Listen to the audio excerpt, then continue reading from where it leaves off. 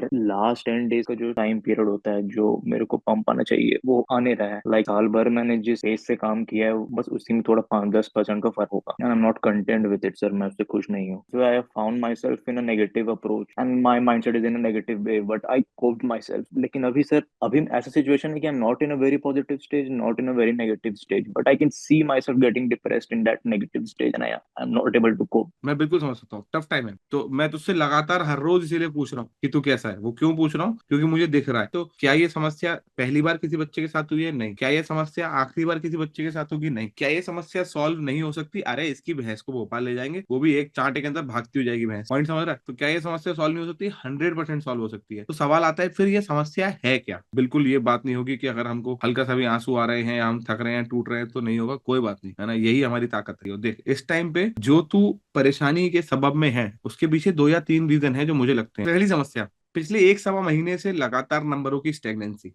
अच्छा, ऐसा मत नहीं है कि वो नंबर स्टेगनेंसी में खराब है, हम 90-95 पे चल रहे हैं लगातार, है ना?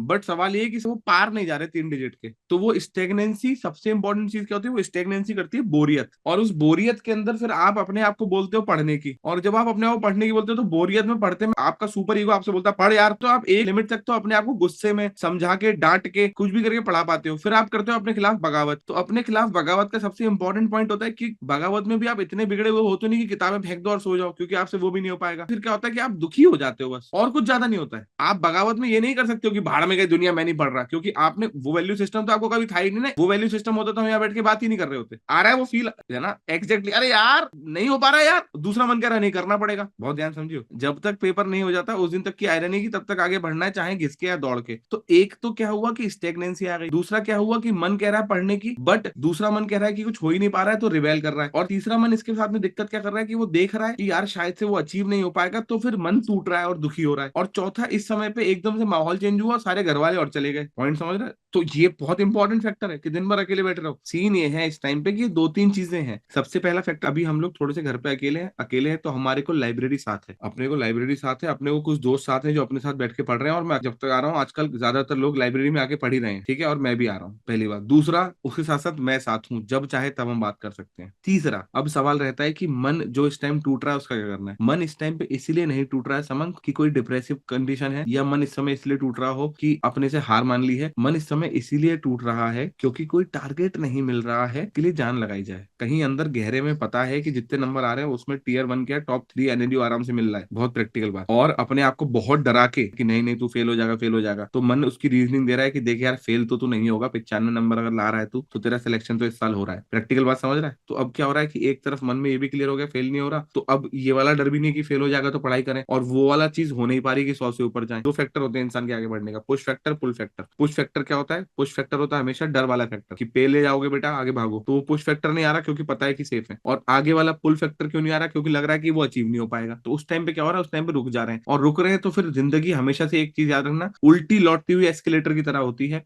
तुम अगर सेम स्पीड पे भी चलोगे तो भी वहीं रहोगे जहां हो। अगर रुक गए तो नीचे आओगे। तुमको ये समझना पड़ेगा कि आने वाले 10 दिन के लिए तुमको अपने दिमाग में एक टारगेट, तुमको अपने दिमाग में एक सिस्टम, तुमको अपने दिमाग में एक वैल्यू बनानी पड़ेगी जिसके लिए तुम लड़ पाओ। तुमको अपने दिमाग में एक मिशन बनाना पड़ेगा जिसके लिए तुम काम कर पाओ। तुमको अपने दिमाग में एक पूरा गेम सोचना पड़ेगा जिसके लिए तुम बढ़ पाओ आगे। समझ में आ रहा है? मैं फिर से कहूंगा जो मैंने पहले दिन कही थी तेरे को जब तू तैयारी पे आया था, इट इज नॉट अबाउट कि पेपर वाले दिन क्या होगा और हमें कौन सा कॉलेज मिलेगा। इट इज अबाउट कि हम आखिरी दिन तक क्या करते हैं। क्योंकि दुनिया की बड़ी से बड़ी फाइट दिखा दूंगा समझ में तुझे, चाहे गेम की हो, चाहे बॉक्सिंग की हो, चाहे कुछ भी हो। दुनिया उस इंसान को याद रखती है जो लड़ा ऐसे था कि क्या ही बात थी। इसमें एक और बात थी जो मैं लगातार सोच रहा था कि जैसे मैं अभी काम कर रहा हूँ, हम सब लोग काम करते हैं, तो जब हम सब लोग काम करते हैं तो कोई एक चीज ऐसी होती है जो कि हमको संभाले रखती है कि यार वो मोटिवेशन क्या है जो हमको सच में जिंदा रखता है। तो वो मोटिवेशन होता है ये कि तुमने जब ये तैयारी शुरू की थी तब तुमने ये तैयारी क्या सोच के शुरू की थी, वो याद करो। याद करो कि उस तैयारी के विजन पे तुम यहाँ तक कितना आगे आ चुके हो, और याद करो कि उस विजन को पूरा करने के लिए तुम्हारे पास 10 दिन और हैं। मैं फिर से वही कहूंगा कि ये पेपर